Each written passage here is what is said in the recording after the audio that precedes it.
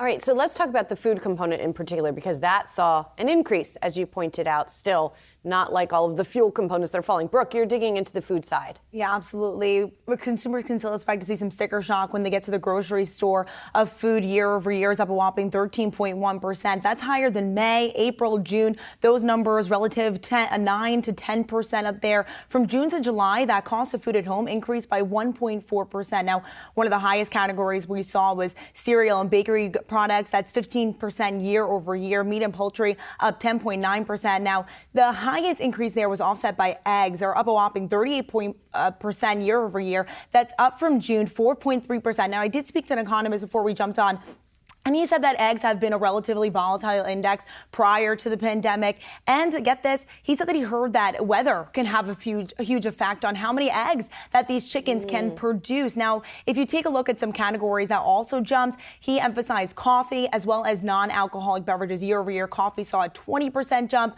Non-alcoholic beverages, of course, that includes carbonated drinks, jumped a whopping 13.8%. Of course, oranges still in focus there, up 14% year over year. So consumers still getting hit at the grocery store. Wait, I just had an idea to solve your egg problem, Brian. Oh, no. Knew it was coming. Laying hens? Is it time to buy some laying hens? I'm not laying hens. I have no backyard to lay hens. Do you have a balcony? No balcony to lay hens. But But I want to fish tank with a heat lamp. Right.